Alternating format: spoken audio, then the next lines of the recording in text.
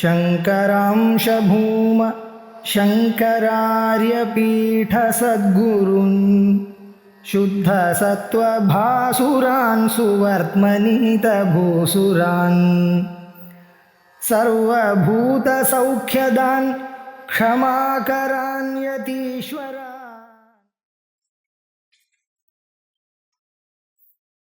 श्रुति माता का जो 7वां श्लोक है, नान्त प्रज्ञ मन बहिष प्रज्ञ,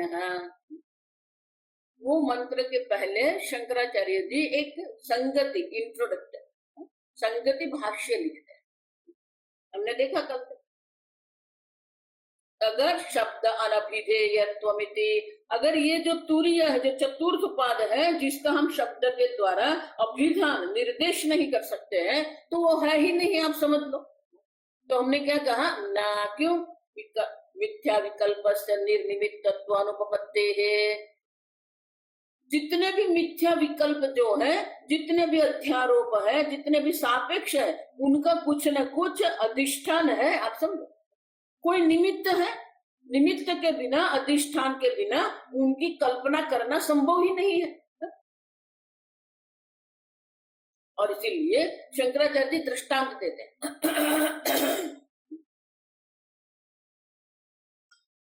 ही माने क्योंकि, क्योंकि न रजत सर्प पुरुष मृग तृष्णिकादि विकल्पा, शंकराचार्य जी यहाँ ये 4 दृष्टांत लेते हैं, आप समझो ठीक से। रजत, सर्प, पुरुष और मृग तृष्णिका, मृगजल, ये जो विकल्प जो है, ये जो कल्पना हम करते हैं या जो हम अध्यारोप करते हैं, तो जितने भी अध्यारोप हमने किया है, शुक्ति का, रजत का अध्यारोप कहाँ गए? रजत जो है वो किसका विकल्प है? शुक्ति का। सर्प जो है किसका विकल्प है? रज्जु। पुरुष जो है किसका विकल्प है? स्थाणु। और मृगजड़ जो है वो कहाँ विकल्प होता है, मानी कहाँ अध्यारोपित होता है? उषर। उषर मानी रण प्रदेश, रेत होती है, रेत को उषर कहते हैं। व्यतिरेकेण, उनके भिन्न, उससे अन्य, अवस्तु आस्पदा, आप देखो, उससे भिन्न उनका कोई अस्तित्व ही नहीं है। जो वस्तुत्व जो उनका है, मानी उनका जो अस्तित्व है, आप देखो, अपने स्वरूप से वो नहीं है।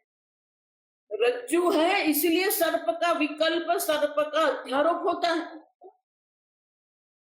गरम रेत है इसीलिए मृगजल का अध्यारोप वहां होता है।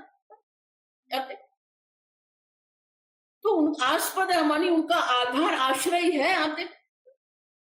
और इसलिए कहते हैं कि ये जितने भी विकल्प या जितने भी अध्यारोप होते, मिथ्या कल्पना जितने भी होती है, वो सब मिथ्या कल्पना विकल्प जो है, उनका आस्पद, उनका आश्रय होना ही चाहिए। कल हमने देखा कि संपूर्ण जगत जो है, भले वो सापेक्ष है, लेकिन उनका अधिष्ठान निरपेक्ष है। और इसलिए शंकराचार्य कहते हैं, नहीं नहीं मानी न शक्य कल्पयितुम। रज्जु में सर्प की जो हम कल्पना करते हैं, तो ऐसे सर्प नहीं दिख रहा। वो रज्जु उनका अधिष्ठान है जहां पर हम सर्प की कल्पना करते हैं। उसी प्रकार से ये संपूर्ण जगत जो है,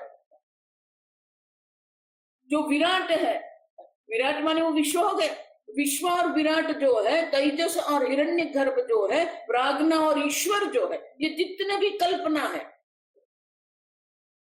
वो सब जो मिथ्या कल्पित है, उनका भी अधिष्ठान होना ही चाहिए।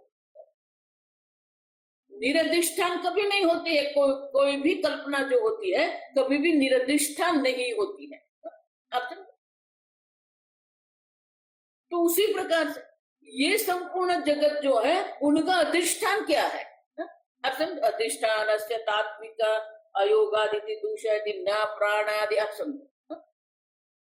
तो शंकराचार्य जी कहते हैं कि जिस प्रकार से जो भी हम कल्पना करते हैं, जितने भी हम विकल्प देखते हैं, तो रजत जिसको हम कहते हैं, तो शुक्ति का जो है वहां पर, तो शुक्ति का इदम अंश है, वो हम जानते हैं, इदमस्ति। आप देखो, इदम अंश जिसको हम कहते हैं, सदंश जिसको हम कहते हैं, वो हमारे लिए अज्ञात नहीं, अज्ञात है। फिर जो विशेष जो है उसमें हम गड़बड़ कर देते हैं। हमने आगे देखा तो दो प्रकार से इदम अंश है और विशेष अंश है, और इसलिए जो इदम अंश है वो अधिष्ठान है, आप समझो। विशेष अंश में हम गड़बड़ कर दे। जब आप मृगजल देख रहे हैं तब वो रेत आप देख रहे हैं, आप समझो। चार प्रकार के जो दृष्टांत यहाँ शंकराचार्य जी देते हैं, क्यों चार प्रकार के देते हैं?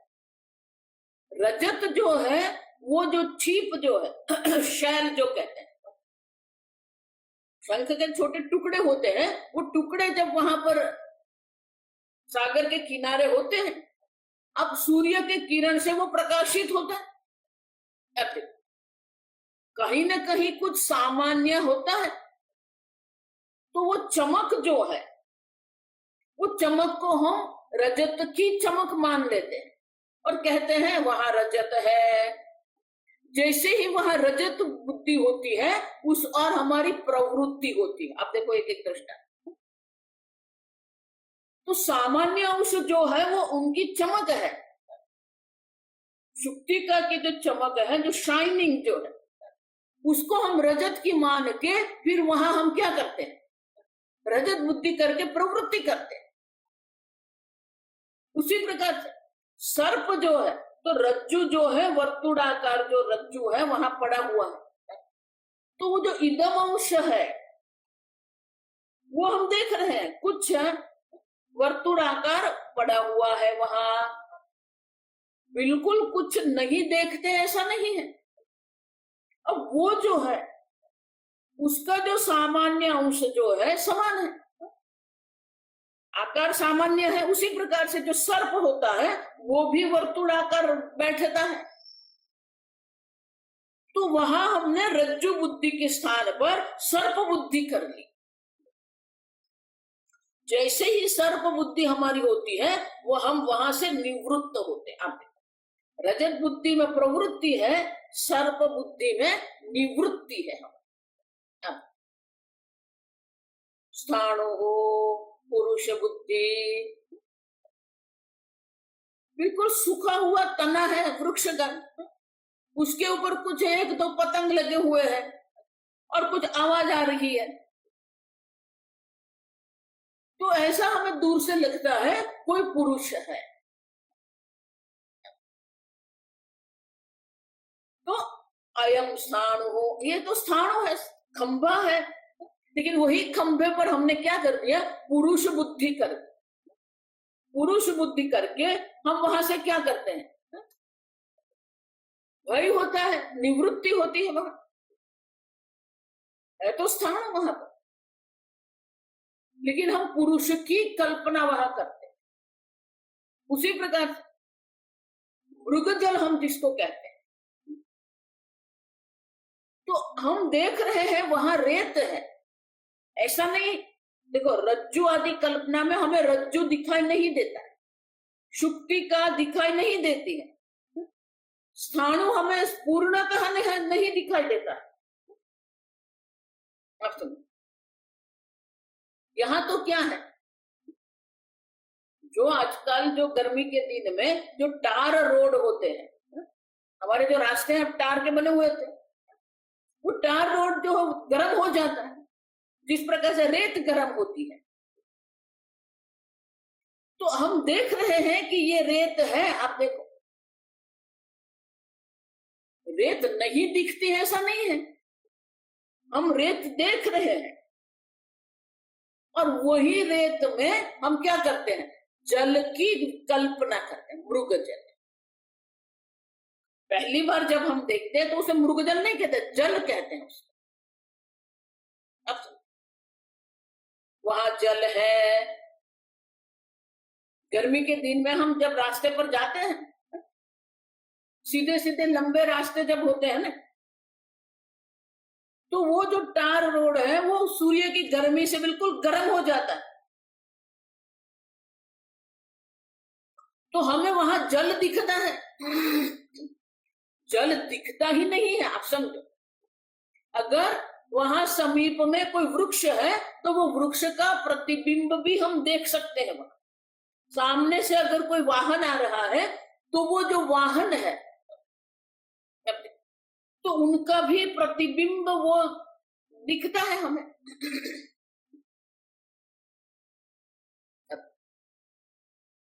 तो हम देख रहे हैं कि ये रास्ता है, वही रास्ते पर हम जल देखते हैं। लेकिन जब समीप जाते हैं तो हमें ज्ञात होता है यहाँ तो कुछ जल नहीं, तो सूखा है, समझ रहे। तो हम रेत देख रहे हैं, फिर भी वो रेत में हम जल का अध्यारोप विकल्प करते हैं। माने कि कुछ आधार है, आस्पद माने कोई आश्रय है जिसके ऊपर हम ये अध्यारोप करते हैं। तो उसी प्रकार से ये जगत का अनुभव हम कर रहे हैं। कल मैंने कहा ना, ये दो बात समझनी हम, कि ये जगत हम देख रहे हैं, जगत का अनुभव हम कर रहे हैं, और ये जगत का जो हम अनुभव कर रहे हैं वो नग रूप में नहीं, नास्तिक के रूप में नहीं कर रहे हैं। इसीलिए छांदोग्य उपनिषद में कहते हैं सदायतनाः सन्मूलः सत्प्रतिष्ठाः। ये संपूर्ण जगत जो है वो कैसा है?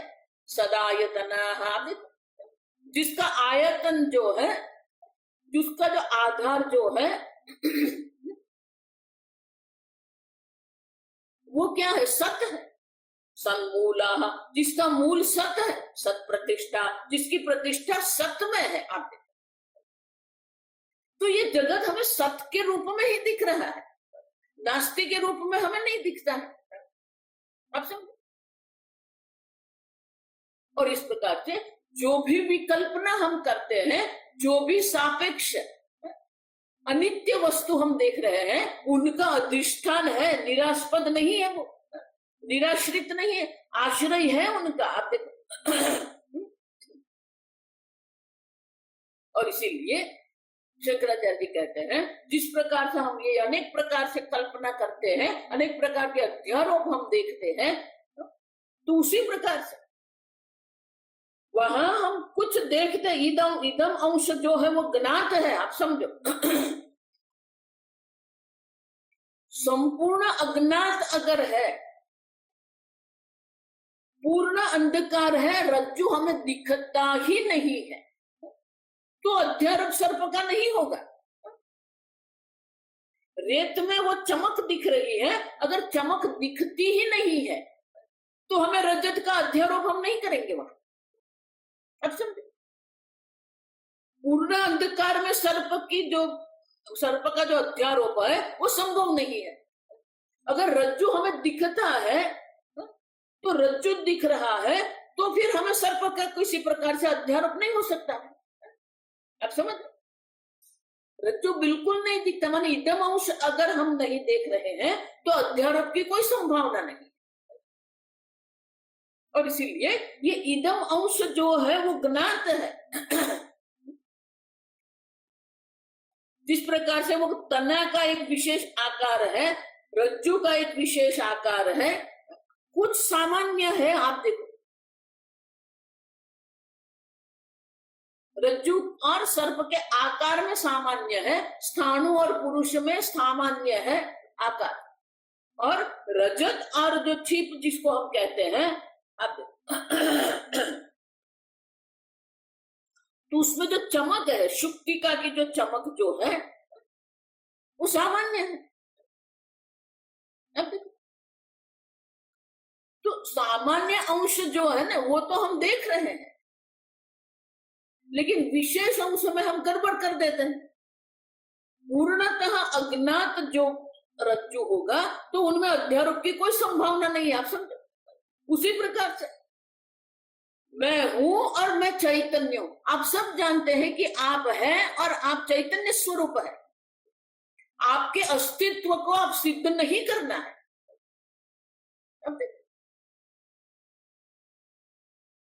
आप है वो अस्तित्व है। इसलिए शंकराचार्य नहीं आत्मा नाम कश्चिद अप्रसिद्धम वस्तु अस्ति। आप देखो, बिल्कुल अप्रसिद्ध वस्तु, अत्यंत अज्ञात आप नहीं है। मैं हूं आप जानते हो।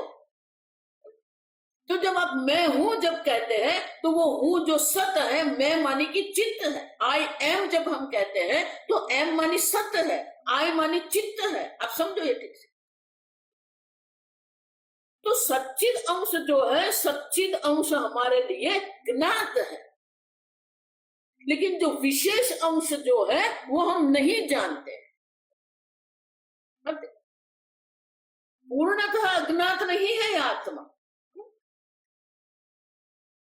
और इसीलिए जिस प्रकार से पूर्णतः अज्ञात रज्जु नहीं है, इदम अंश जो ज्ञात है, उसी पर हम रज्जु देखने के स्थान पर हम सर्प का अध्यारोप करते हैं। उसी प्रकार से यहाँ भी क्या करके रखा है हमने, आप है और आप चैतन्य स्वरूप है, लेकिन आप जो है वो जो अस्तित्व आपका जो है, जो सत आपका है, वो अस्तित्व को हमने काल में मर्यादित करके रखा है। जो हम चित्त स्वरूप है, जो चैतन्य है, जो स्वतः सिद्ध स्व प्रकाश चैतन्य स्वरूप आत्मा जो आप है, वो अपरोक्ष चैतन्य आप है, उनको एक देह में मर्यादित करके रखा है। हम आगे देखते हैं कि ये देह की जो मर्यादा करके हम कहते हैं ना कि ये बाहर है, ये अंदर है, देह की अवधि करके तो हम बोल रहे हैं। तो जो सद अंश है उसे काल में मर्यादित करके रखा है, जो चित अंश है उसे देश में मर्यादित करके हमने रखा है।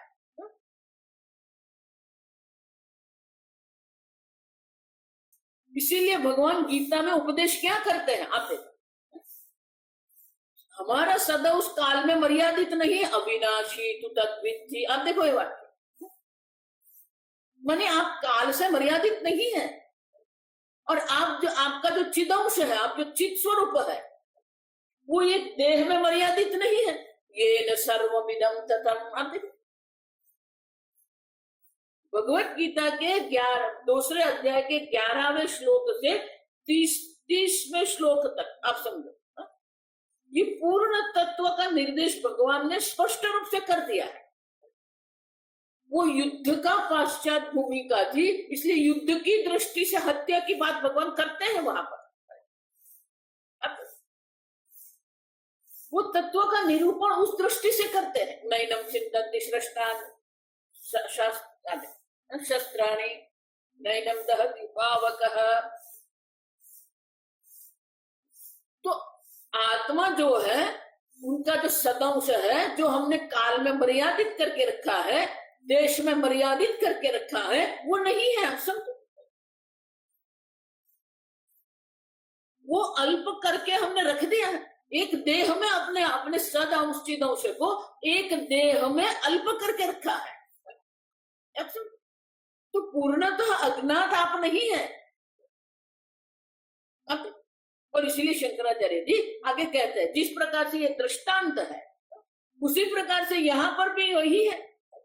जो सदंश चिदंश है उसी पर हमने ये अध्यारोप करके रखे हैं, और जितने अध्यारोप करके रखे हैं वो अध्यारोप की अब हमें निवृत्ति करनी पड़ेगी। और इसीलिए ये मंत्र जो है वो निषेध मुख से है। समझे? भाष्य पढ़े। एवं तरहि प्राणादि सर्व विकल्पास्पदत्वात् तुरीयस्य शब्दवाच्यत्वमिति न प्रतिषेधैः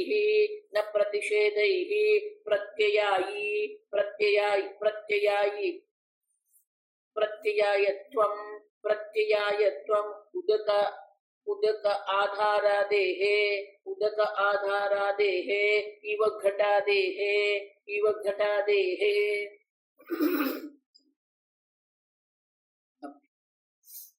वो कह रहा है एवं तरी, अगर ऐसा है आप समझो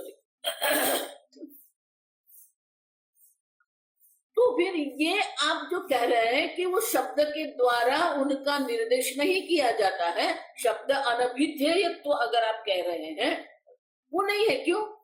प्राणादि सर्व विकल्पास्पदत्वात् तुरीयस्य शब्दवाच्यत्वमिति। तो ये तो तूर्य का जो है वो शब्दवाच्य हो गया तूर्य आपका। क्यों? क्योंकि यो सर्व प्राणादि समस्त प्राणादि जो है उनके आश्रय के रूप में ये तूर्य आत्मा है। तो आप तो शब्द के द्वारा उनका निर्देश कर सकते हो कि ये सब प्राणादि जो है वो सर्व का विकल्प जो है, ये सर्व विकल्प सर्व अध्यारोप हमने जो करके रखा है, जो कल्पना करके रखी है, मैं देह हूं, मैं प्राण हूं, मैं मन हूं, मैं बुद्धि हूं। तो जितने भी अध्यारोप है आप समझो उनका आश्रय ये तूर्य आत्मा है। तो आप प्रतिषेध करने की क्या आवश्यकता है? आप कर सकते हो। ये सबका अधिष्ठान आत्मा है तो आप शब्द के द्वारा उनका निर्देश कर ही सकते हो। तो आप ऐसा क्यों कहते हो कि वो निषेध प्रतिषेध मुख से निषेध मुख से भी कहना चाहिए? क्यों? प्रत्ययायित्वम, प्रत्ययायित्व मान कि वो हम उनका बोध कर सकते हैं, शब्द के द्वारा हम उनका बोध करवा सकते हैं। क्यों? क्योंकि प्राणादि का वो विकल्प है, प्राणादि का अधिष्ठान आश्रय है वो। जिस प्रकार से आप देखो वो दृष्टांत दे रहा है, उदकादे एव घटादे है। अब जिस प्रकार से उदकाधारादे है, उदकाधार उदक मानी पानी, जल, जल का आधार जिस प्रकार से घटादि है और उनका हम निर्देश कर सकते हैं कि ये घट जो है वो उदक का जल का आश्रय है। तो जिस प्रकार से घटादि का हम शब्द के द्वारा निर्देश कर सकते हैं कि ये जल का आश्रय है, उसी प्रकार से आप भी ये शब्द के द्वारा निर्देश कर सकते हो। अब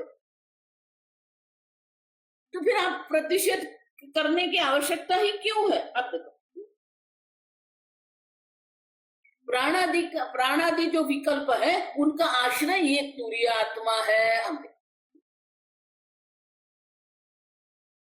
अब अगर ऐसा हम कहेंगे कि ये शब्द के द्वारा निर्देश हो गया कि प्राणादि जो विकल्प जो है उनका आश्रय ये तूर्य आत्मा, वैसे तो हमें ये सिद्धांत जैसा ही लगेगा। पांडित्य उपनिषद में जो है ना कई बार हमें ऐसा लगेगा ये सिद्धांत है, ये सिद्धांत नहीं, ये पूर्व पक्ष है, आप समझो ठीक से। तो वो कह रहा है कि प्राणादि सर्व विकल्पास्पदत्व तूर्य से, तूर्य का ये सबका आश्रयत्व होने के कारण उनको शब्दवाच्यत्व हो गया। अब तो वो शब्दवाच्य हुआ कि नहीं? तो फिर प्रतिषेध करने की आवश्यकता क्यों है आपको? आश्रय के रूप में आप उनका क्या कर सकते हो? बोध करवा सकते हो, क्योंकि आपने कहा ये सबका आस्पद है, सबका आश्रय है। देखो आश्रय शब्द और अधिष्ठान शब्द, दो शब्द हमें समझना है पहले। अब वो दृष्टांत क्या देता है? घट जो है वो जल का आश्रय है, उनका दृष्टांत ठीक है। लेकिन क्या आत्मा जो है, जो आस्पद जो जिसको हम कहते हैं, देखो इसलिए आस्पद का अर्थ मैंने 3 किए, आधार भी कह सकते हैं, आश्रय भी कह सकते हैं और अधिष्ठान भी कह सकते हैं। अगर आप आश्रय अर्थ लेंगे ना तो आश्रय अर्थ लेने से क्या होगा? अब 2 बात हो गई।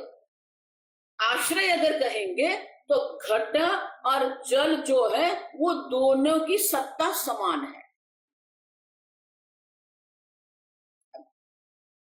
तो एक घट है जिसके अंदर जल है, तो घट की जो सत्ता है वही सत्ता जल की है। तो दोनों समान सत्ता वाले होते हैं ना, तब आश्रय और आश्रित होते हैं।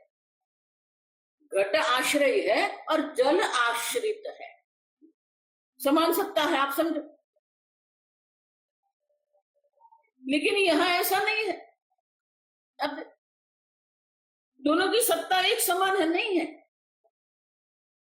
अब सर्प जो है वो कल्पित है, रज्जु जो है वो व्यावहारिक है।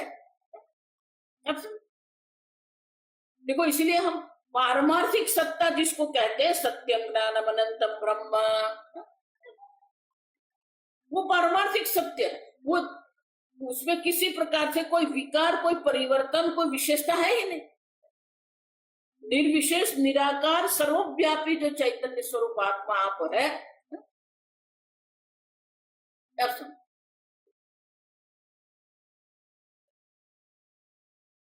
और ये जगत जो हम अनुभव कर रहे हैं वो क्या है? सविशेष है, साकार है, सगुण है।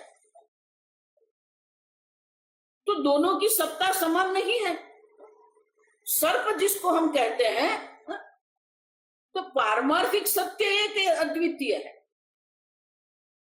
लेकिन ये जगत जिसका हम अनुभव करते हैं उसमें दो सत्ता है। वैसे शास्त्र में तीन सत्ता दर्शाते हैं, एक सत्य है, एक मिथ्या है, एक तुच्छ है। हम आगे देखेंगे। सत्य मानी जो तीनों काल एक समान है, त्रिकाले भी तिष्ठति, तीनों काल में जो निर्विकार एक समान है उसे हम सत्य कहते हैं, सत्य कहते हैं। सत्य वस्तु है, आप देखो, सत ब्रह्म है, और वो ब्रह्म की सत्ता क्या है? वो सत्य है। ये जगत जो जिसका हम अनुभव कर रहे हैं वो मिथ्या है। क्यों? सदसत्याम अनिर्वचनीय, ब्रह्म सत स्वरूप है। आप समझो, ये जगत को हम है भी नहीं कह सकते हैं, नहीं भी नहीं कह सकते। है नहीं कह सकते, क्यों? क्योंकि ये जगत जो है, इस क्षण जिस प्रकार से हम उसका अनुभव करते हैं, अगली क्षण वो परिवर्तित हो जाता है। माने कि वो सतत परिवर्तनशील जगत है, और नहीं भी नहीं कह सकते हैं क्योंकि हम उनका अनुभव कर रहे हैं। और इसीलिए सद और असद जो निर्वचन, जिसका हम सद या असद के रूप में निर्देश जिसका नहीं कर सकते हैं उसे हम मिथ्या कहते हैं, और जिसकी कोई सत्ता है ही नहीं, जो असत्य है, उसे हम तुच्छ कहते हैं। तो सत्य, मिथ्या और तुच्छ जिसको हम कह रहे हैं वो कोई वस्तु नहीं है, वो उस वस्तु की सत्ता किस प्रकार की, अस्तित्व किस प्रकार का है। अंग्रेजी में ऑन्टोलॉजिकल स्टेटमेंट है। ये वस्त्र है, और वस्त्र का एक रंग है केसरी। तो केसरी शब्द जो है वो कोई वस्तु का निर्देश नहीं करता। बड़ा, पतला, दुबला, तो ये शब्द जो है ना, भाषा में अनेक शब्द ऐसे हैं जो कोई विशेष वस्तु का निर्देश नहीं करते। लाल है, पीला है, बड़ा है, मोटा है, छोटा है, तो उसको हम विशेषण कहते हैं। विशेषण है वो किसी वस्तु की विशेषता हमें दर्शाती।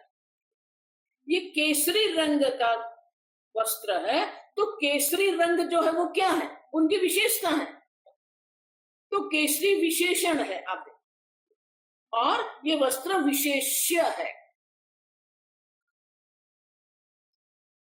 तो ये केसरी रंग एक विशेषण है, गुण है, रंग है। ये अनेक प्रकार के रंग हो सकते हैं। लाल रंग है, हरा रंग है, नीला रंग है, भूरा रंग है। तो जिसको हम विशेषण कहते हैं, जो कोई विशेष वस्तु का निर्देश नहीं करते, वस्तु की विशेषता का निर्देश करते हैं, वो जो विशेषण है, अनेक प्रकार के विशेषण होते हैं। ये केसरी वस्त्र कहते हैं, तो वो क्या है? वो रंगवाचक विशेषण है। ये दुबला है, ये मोटा है, वो कदवाचक विशेषण है। ठीक से समझते हैं? उनका कद लंबा, छोटा, दीर्घ ह्रस्व। तो ये जो शब्द है वो वस्तु का कद कैसा है वो हमें दर्शा। ये दयालु है, ये दानवीर है, तो वो क्या है, वो उनका गुण है। आप देखो तो रंगवाचक विशेषण होते हैं, कदवाचक विशेषण होते हैं, गुणवाचक विशेषण होते हैं। उसी प्रकार से किसी वस्तु की सत्ता का हमें निर्देश करना है तो वो सत्तावाचक जो विशेषण है, उनकी सत्ता किस प्रकार की, उनका सत्ता माने अस्तित्व, सत्ता माने ये राजकारण नहीं, आप समझो। सत्ता का अर्थ जो हम जो सत्ता माने की ये पावर जो कहते हैं, राजकारण, राजकारण की बात नहीं, सत्ता माने अस्तित्व। तो किसी वस्तु का अस्तित्व किस प्रकार का है उसका हमें निर्देश करना है, तो उनके लिए हमारे पास ये 3 शब्द है। तो जिस प्रकार से वो रंगवाचक गुणवाचक विशेषण है, उसी प्रकार से सत्य मिथ्या तुच्छ जिसको हम कहते हैं वो सत्तावाचक विशेषण। ये सद्ब्रह्म जो है वो क्या है, तत्सत्यम स आत्मा। तत्सद्ब्रह्म, जो सद्ब्रह्म है वो सत्य है। देखो लोग सद और सत्य को एक मानते हैं, वो एक नहीं है। सद ब्रह्म है, सद वस्तु है, और उनकी सत्ता क्या है, छांदोग्य उपनिषद में उद्दालक मुनि क्या कहते हैं, तत्सत्यम, वो जो सद ब्रह्म है वो सत्य है। सत्य माने कि उनकी सत्ता कैसी है, त्रिकाले भी तिष्ठति सत्य,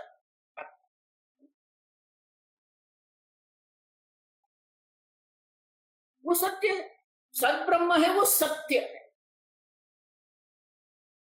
ये जगत जो है वो मिथ्या है, माने जगत की सत्ता कैसी है, सत्य भी नहीं कह सकते हैं, असत भी नहीं कह सकते, है भी नहीं कह सकते हैं, नहीं भी नहीं कह सकते।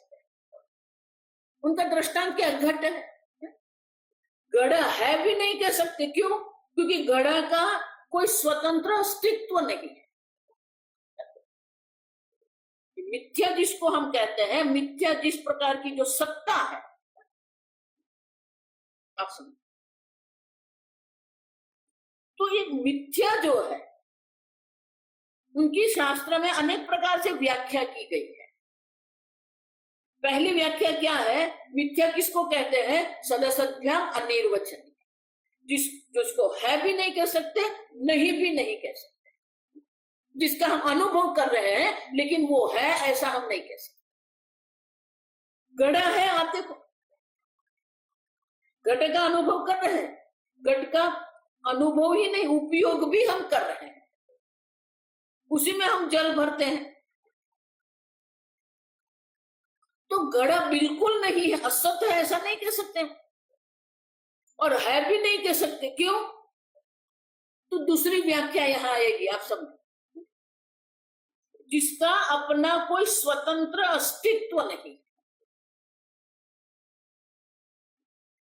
अधिष्ठान अनन्यत्व मिथ्या, अपने अधिष्ठान से उनकी कोई भिन्न सत्ता नहीं। अब देखो यहां अधिष्ठान शब्द है, ये सब विस्तार में क्यों करें, अगर ये नहीं समझेंगे ना तो ये 7वां मंत्र हम नहीं समझेंगे।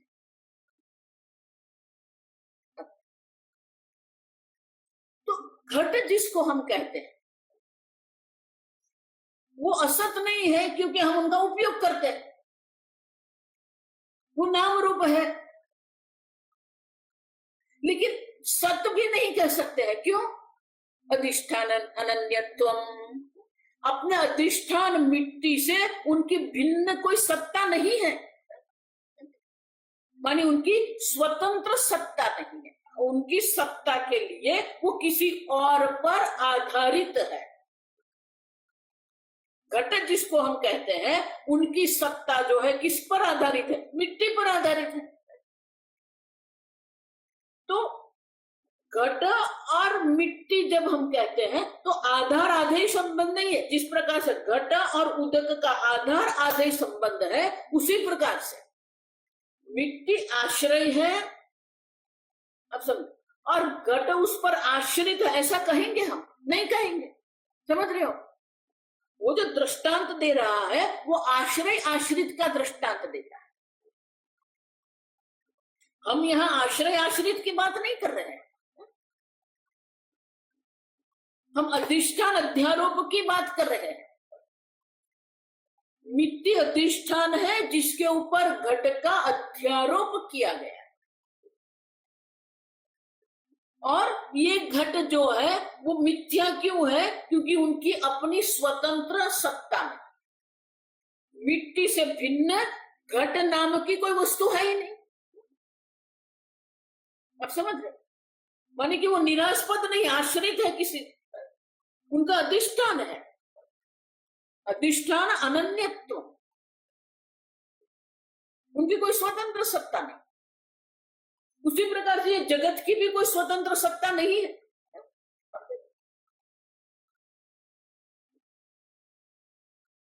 अच्छा, तीसरी व्याख्या, आप मिथ्या आप समझो। शंकराचार्य जी ये तीसरी व्याख्या, ये सब व्याख्या जो है ये ना सतो भाव विद्यते सतः भाव न विद्यते, ये दूसरे अध्याय, गीता के दूसरे अध्याय में जो ये श्लोक है ना, 17वां अध्याय, 17वां 17 वर्ष है। ना सतो विद्यते भावः ना भावो विद्यते सतः, उस पर शंकराचार्य जी एक विस्तृत भाष्य लिखते हैं। वो भाष्य में सब ये दर्शाते हैं। तो जो असत है वो असत क्या है, और जो सत है वो सत क्या है? यद वस्तु येन रूपेण निश्चिता तद रूपम न व्यभिचरति इति सत्, जिसका जिस रूप में हमने निश्चय किया है वो कभी भी नहीं बदलता है। सत हमेशा ही सत ही है, कोई विकार नहीं, कोई परिणाम नहीं है। लेकिन असत क्या है? यद वस्तु यद रूपेण निश्चित तद रूपम व्यभिचरति सत असत। ये घड़ा है, जब हम कहते हैं तो घड़े की उत्पत्ति की पहले वो मिट्टी था, तो उत्पत्ति के बाद उसे हम घड़ा कहते हैं, और वो घड़ा वैसा का वैसा रहेगा नहीं। अब उनका रूप बदलता, ये नया घड़ा है, ये पुराना है। अब देखो, तो उसमें कोई परिवर्तन आया ना, जिसके कारण आप कह सकते हो ये नया है। वैसा का वैसा नहीं रहा, वो अपने रूप में परिवर्तन होता है, विकार होता है उससे। और फिर उसका नाश हो गया, टूट गया, वो टुकड़े हो गए, चूर्ण हो गया। अब तो जिस रूप में हमने निश्चय किया था वो रूप बदल जाता है, उसे मिथ्या कहते हैं।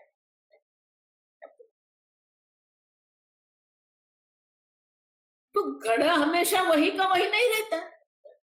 ये देह जिसको हम कहते हैं वो भी क्या है? वही का वही नहीं। तो मिथ्या माने कि जिस रूप में आप निश्चय करते हैं वो रूप बदल देता है, माने कि वो विकारी है। मिथ्या क्या है? विकारी है। जो विकारी होता है वो मिथ्या कहते हैं। समझ रहे? सदसत्याम अनिर्वचनीयम अधिष्ठान अनन्यत्व विकारित्व। और जिसका हम अनुभव करते हैं वो कभी भी सत्य नहीं। जो आपके अनुभव के क्षेत्र में आता है, जो आपके प्रमाण प्रवृत्ति के क्षेत्र में है, वो सत्य नहीं होता। क्योंकि सत्य कभी भी, देखो यही बात यहां पर, सत्य कभी भी आपके प्रमाण का विषय नहीं बन सकता है। शब्द अनभिधेयत्वम, आप समझो, जिसका हम इदम के रूप में कभी भी निर्देश नहीं कर सकते। मिथ्या वो है जिसको हम इदम के रूप में, जिसका हम अनुभव करते हैं।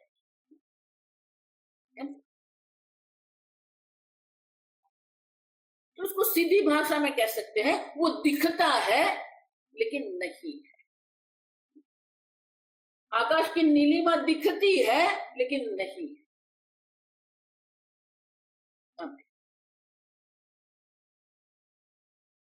तो ये प्राणादि जो विकल्प है, ये जगत जो है, ये जितने भी विकल्प है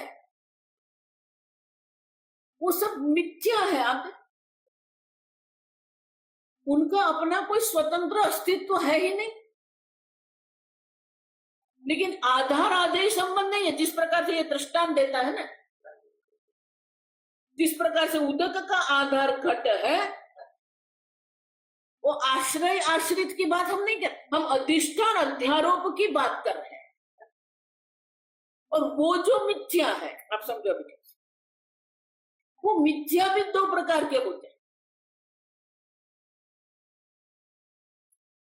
एक व्यवहार्य है, माने कि व्यवहार योग्य, जिसको हम घट कहते हैं। घट जो है वो व्यवहार योग्य, माने उनका हम उसके हम व्यवहार करते। ये वस्त्र जो है वो व्यवहार योग्य, क्यों? आप पहन सकते हो। आप रुई को नहीं पहन सकते, आप तंतु को नहीं पहन सकते, लेकिन वस्त्र को पहन सकते हो। समझ रहे? तो जो हमारे उपयोग में आता है, जो व्यवहार्य है, वो मिथ्या है। लेकिन ये मिथ्या भी दो प्रकार से, ये जो मिथ्या हम जिसको कहते हैं वो भी दो प्रकार से है। देखो पंचदशी में ये सब आ गया। एक मिथ्या है जो व्यवहार योग्य है, दूसरा जो मिथ्या है वो कल्पित है, प्रातिभाषिक उसको कहते हैं। देखो सब शब्द है हमारे पास। प्रातिभाषिक का अंग्रेजी इल्यूजन मत करना, आप समझो। प्रातिभाषिक प्रातिभाषिक है, इल्यूजन नहीं है ये। तो घड़ा जिसको हम कहते हैं वो व्यवहार्य मिथ्या है। लेकिन सर्प जो आप देख रहे हैं, रज्जु जो है व्यवहार्य है, लेकिन रज्जु पर जो सर्प का आप अध्यारोप करते हो वो प्रातिभाषिक है। इसीलिए यहां शंकराचार्य जी प्रयोग करते विकल्प। आप सब कल्पयितुम शक्य है। अब जो है आकाश की नीलिमा जिसको हम कहते हैं वो प्रातिभाषिक है। तो मिथ्या दो प्रकार से, एक व्यवहारिक है, दूसरा प्रातिभाषिक। माने कि दोनों की सत्ता अलग है। आप समझो, रज्जु जो है वो व्यवहार योग्य है, लेकिन सर्प जो हमने विकल्प करके रखा है, अध्यारोपित करके जो रखा है, वो प्रातिभाषिक।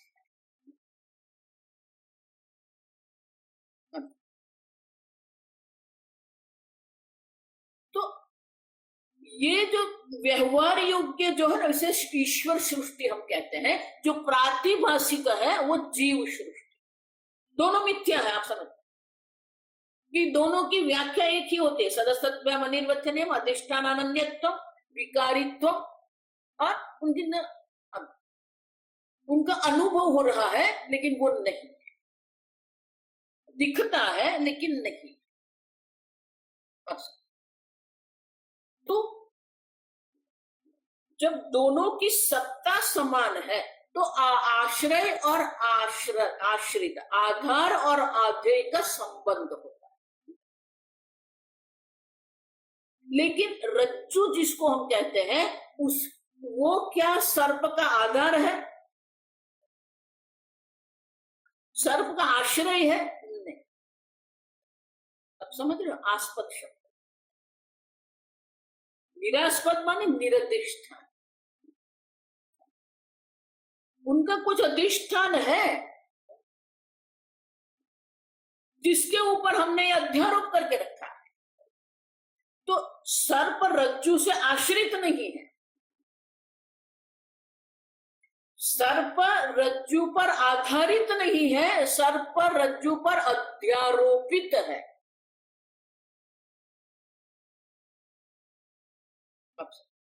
उसी प्रकार से आप अगर कह रहे हैं प्राणादि सर्व विकल्प आस्पदत्वा तूर्यस्य, तूर्य जो है, तूर्य का ये प्राणादि विकल्प आस्पद माने की आश्रय नहीं है। जिस प्रकार से वो दृष्टांत देता है, घट और उदक का जो दृष्टांत देकर हमें आश्रय आश्रित की बात कर रहा है, उसी प्रकार से आश्रय आश्रित संबंध प्राणादि विकल्प और ये तूर्य आत्मा का वो नहीं है।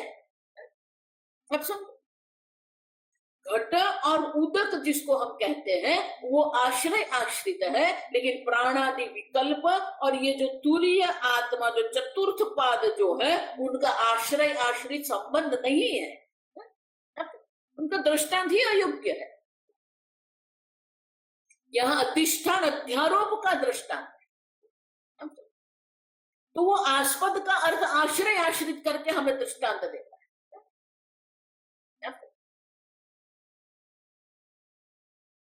और इसलिए शंकराचार्य जी उनका उत्तर देते हैं ना। आप समझो,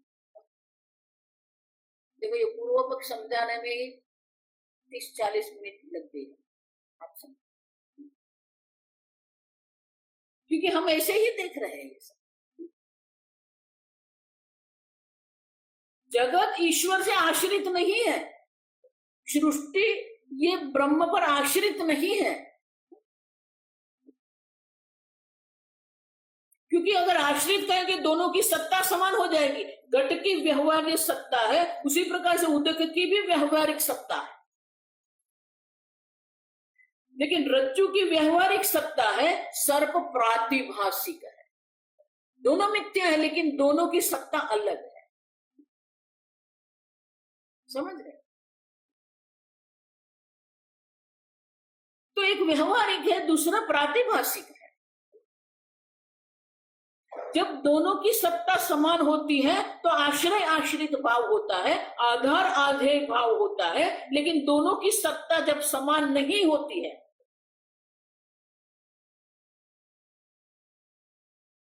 तब अधिष्ठान अध्यारोप होता है। रज्जु अधिष्ठान है और सर्प अध्यारोप है। शुक्ति का अधिष्ठान है, रजत अध्यारोप है। स्थाणु जो है, खंबा जो है या सूखा हुआ तना जो है वो अधिष्ठान है, पुरुष अध्यारोप है। रेत अधिष्ठान है और मृगजल अध्यारोप है। और इसलिए वो पूर्व पक्षी कहते हैं कि अगर आप समझ रहे हैं कि ये प्राणादि सर्व विकल्प का आस्पद आश्रित होते हैं, तूर्य को ये सब आश्रित है, तो आपने तो वर्णन कर दिया आश्रय है ये सबका, शब्दवाच्य हो गया आपका ये तूर्य। तो फिर न प्रतिषेध ही प्रत्यायित्व, तो उसका प्रतिषेध रूप में बोध कराने की आवश्यकता ही नहीं है, वो शब्दवाच्य हो गया, क्योंकि ये सबका आस्पद है, आश्रय है। हम कहते हैं वो आश्रय नहीं, समझ रहे? और इसलिए शंकराचार्य जी उत्तर देते हैं भाष्य में, न प्राणादि विकल्पस्य असत्वात् शुक्तिकादिषु इवर्जता देहे नहीं सदसतो संबंधः। शंकराचार्य जी कहते हैं ऐसा नहीं। क्यों? प्राणादि विकल्पस्य असत्वात्, उनकी सत्ता अलग है। आप देखो, जिस प्रकार से शुक्तिकादि में रजत आदि का जो हम अध्यारोप करते हैं, तो रजत आदि जो है वो है ही नहीं, उनकी सत्ता नहीं है। आप समझो, और ये है, आप रज्जु है और रज्जु पर सर्प का अध्यारोप किया है, माने कि सर्प नहीं है। तो जो नहीं है वो हम देख रहे हैं। पुरुष वहां नहीं है लेकिन पुरुष बुद्धि हम करते हैं। रजत नहीं है फिर रजत बुद्धि हम वहां करते हैं। नहीं है फिर भी हम देख रहे हैं। प्राणादि विकल्पस्य असत्वात्, उनकी कोई सत्ता ही नहीं है, आप समझो। उनकी कोई सत्ता होगी तो हम कहेंगे आधार आधे संबंध। तो सही में वहां सर्प है ही नहीं, सही में वहां रजत है ही नहीं, सही में वहां पुरुष है ही नहीं, सही में वहां जल नहीं है। आप समझ रहे? इसलिए वो प्रातिभाषिक।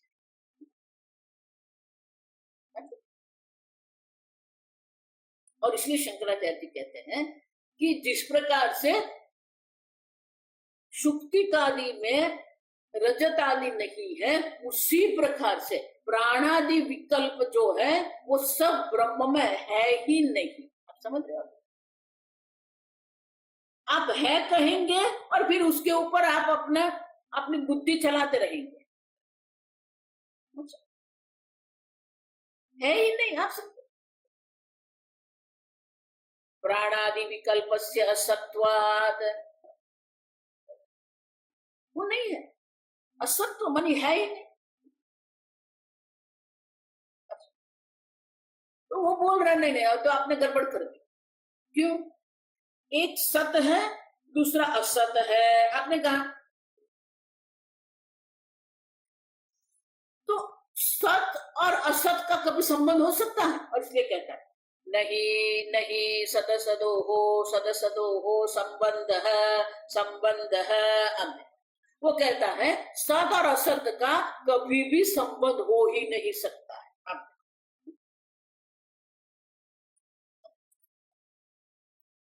दोनों का संबंध शक्य ही नहीं है।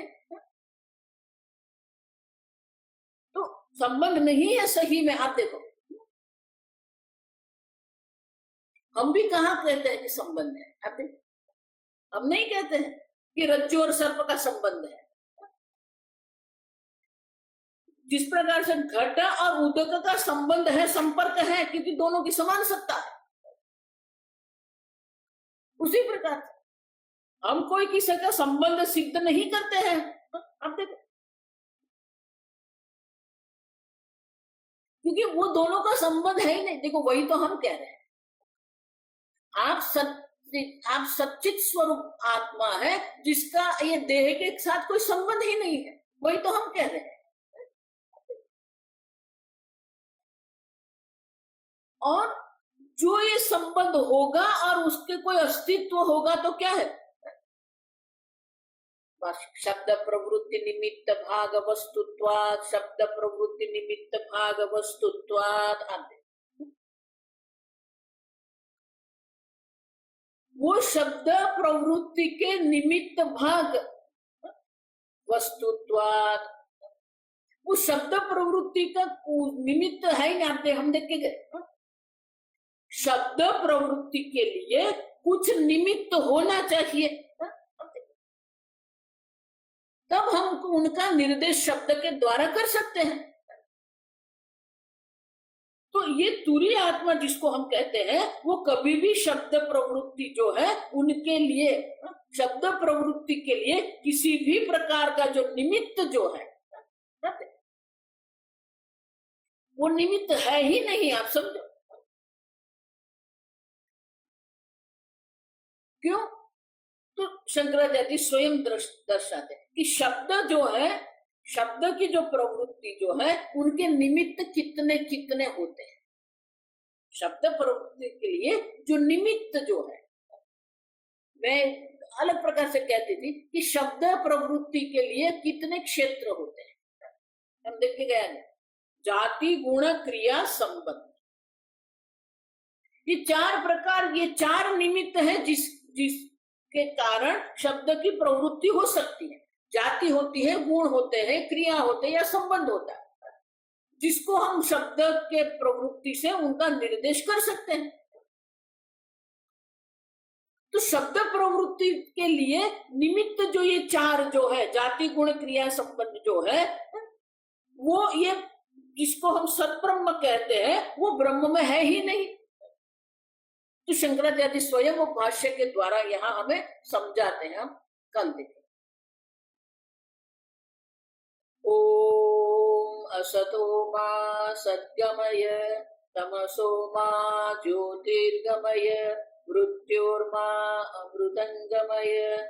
ओम पूर्णमदः पूर्णमिदं पूर्णात् पूर्णमुदच्यते पूर्णस्य पूर्णमादाय पूर्णमेवावशिष्यते। ओम शांति शांति शांति। हरि ओम। श्री गुरुभ्यो नमः। हरि ओम।